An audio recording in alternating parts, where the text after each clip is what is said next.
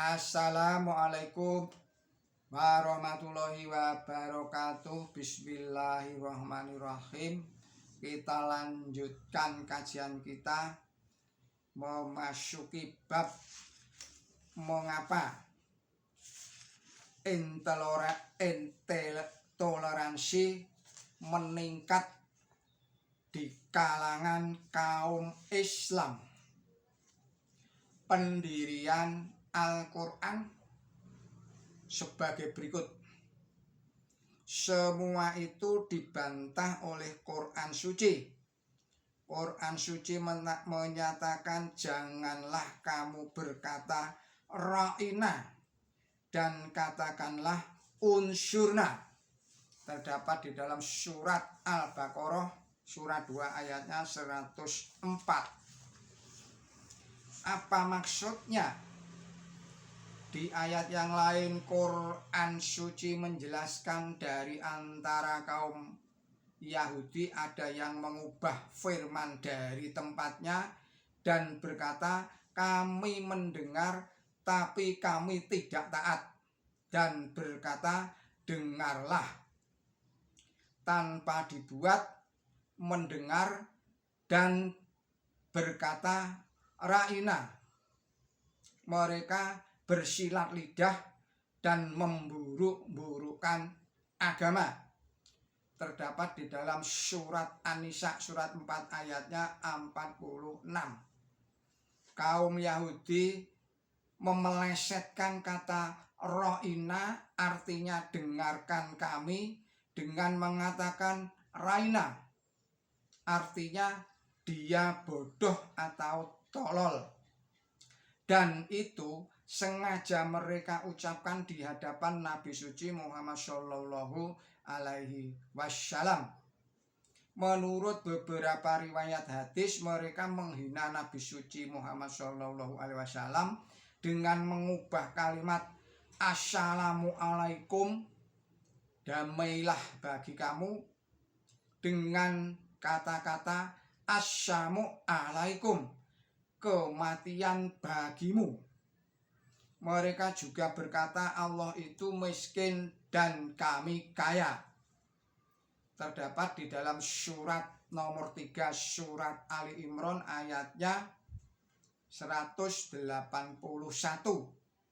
Ejaan dan hinaan kaum Yahudi serta umpatan mereka dalam berbagai bentuknya dinyatakan di dalam Quran suci di atas sebagai sikap memburuk-burukkan agama.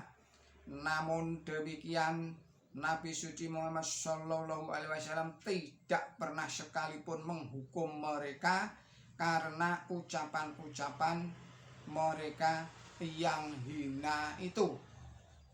Quran suci menyatakan Bismillahirrahmanirrahim, dan sungguh kamu akan mendengar banyak caci maki dari orang-orang yang diberi kitab sebelum kamu dan dari kaum musyrik.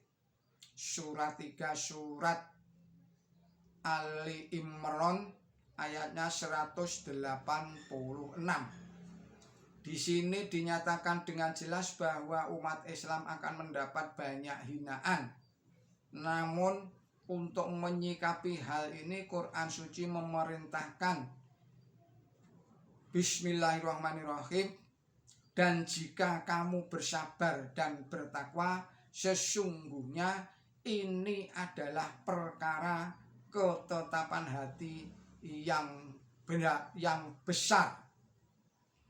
Surat nomor 3 surat Ali Imran ayatnya 186.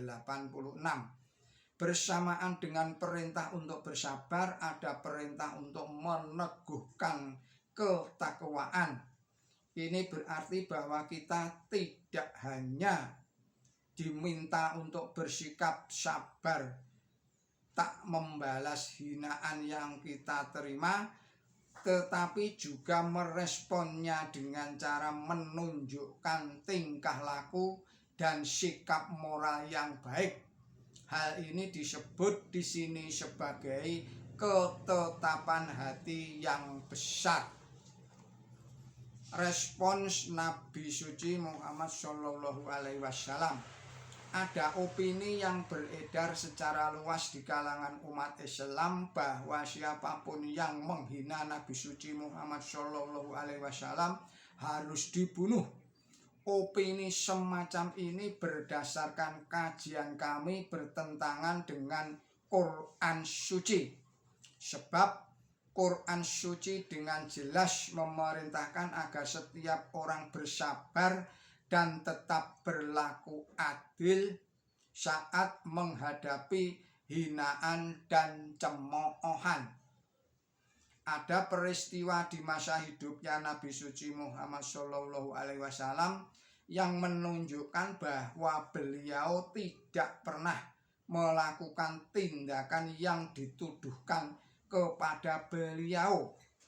Diriwayatkan di dalam suatu perjalanan, Abdullah bin Ubay berkata kepada umat Islam, mari kita kembali ke Madinah dan melihat bagaimana orang-orang terhormat mengusir orang-orang yang terhina di sana.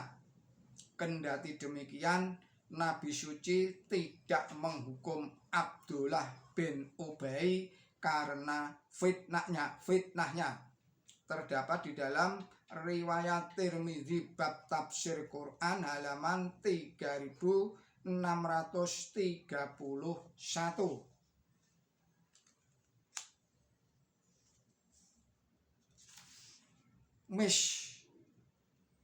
Persepsi yang merusak citra Islam. Saya ulangi lagi, persepsi yang merusak citra Islam. Secara sepintas lalu tampaknya menarik sekali gagasan bahwa karena begitu kuatnya rasa cinta kepada Nabi suci Muhammad Shallallahu Alaihi Wasallam sehingga kita bersedia membunuh siapa saja yang menghina beliau. Tetapi percayalah, ada banyak gagasan yang lebih mendasar yang perlu kita baca berulang-ulang dari Quran suci. Terkadang kita perlu membaca langsung Quran suci sendiri ketimbang penafsirannya. Demikian kajian dari Dr. Yahid Aziz. Billahi taufik wal hidayah. Wassalamualaikum warahmatullahi wabarakatuh.